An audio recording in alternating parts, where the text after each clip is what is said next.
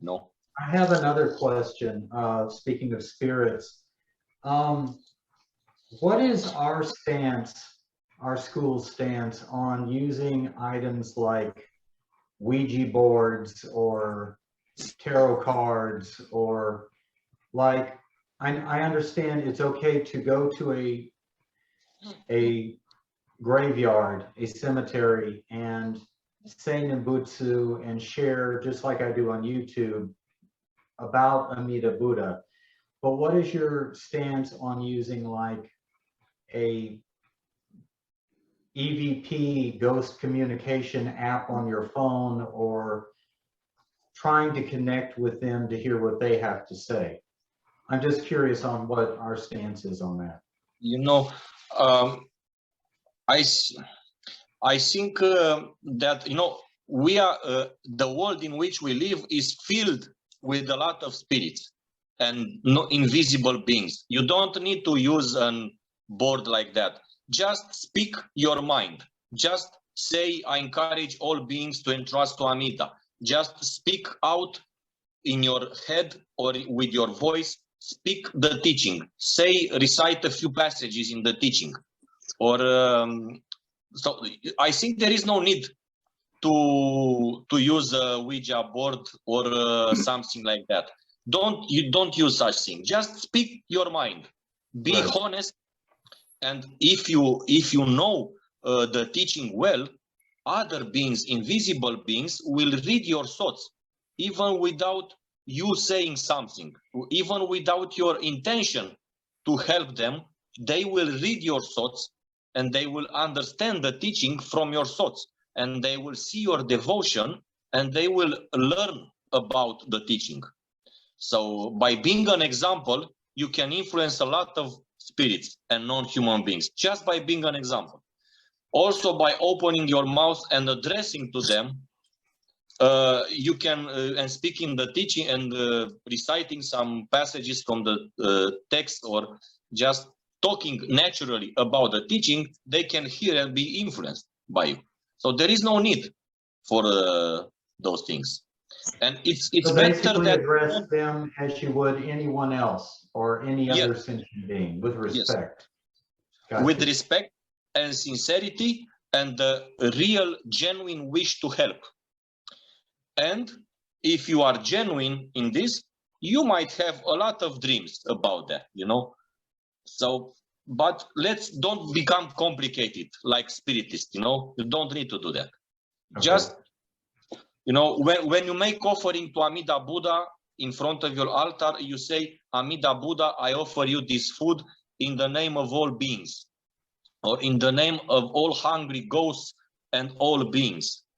And then you make the aspirations. May they all have whatever they need. May they make indestructible connections with you, Amida Buddha. And, may they entrust to you and so on. That's enough. It's enough. Okay, thank you. Yes. You guys, please tell me what you think about the question by Joshin. If you want to add something. Yeah.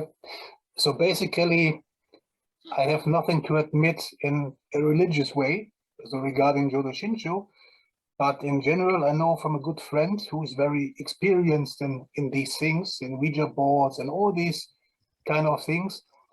And he always emphasizes very strictly that it's dangerous in the end to use these kind of techniques, because especially the Ouija board, he said this is something like you open the door to your house and invite everyone.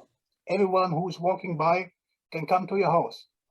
In 99%, that will be nice people, interested people, whatever.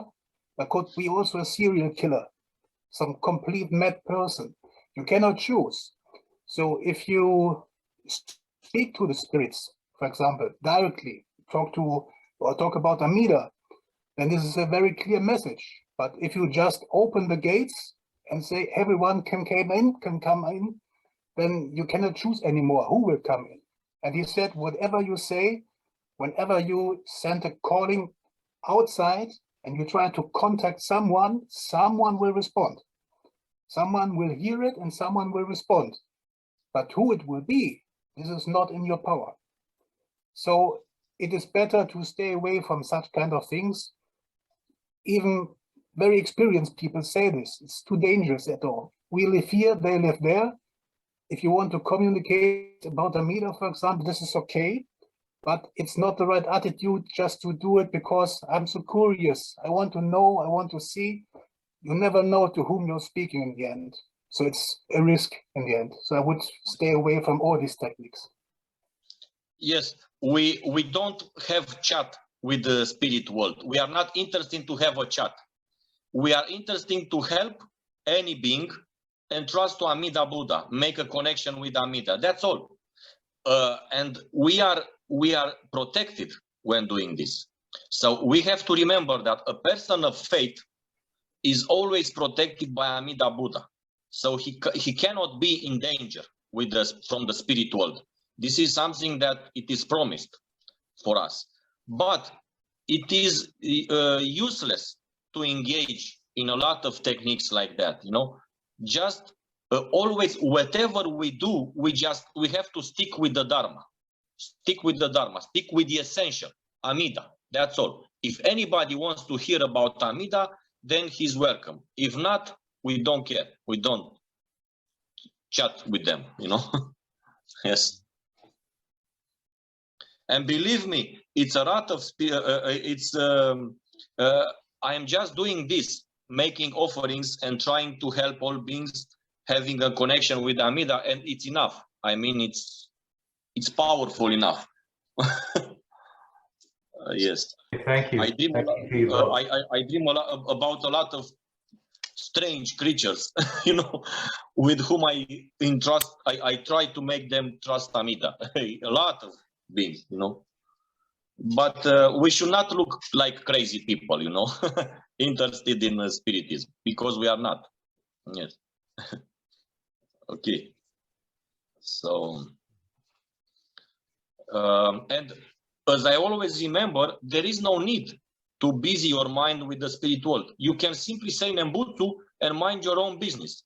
You don't need to say, I want to help people and trust to Amida.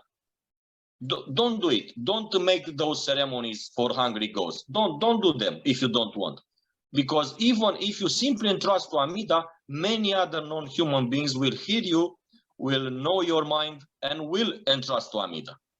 Okay? Okay. I think it's enough.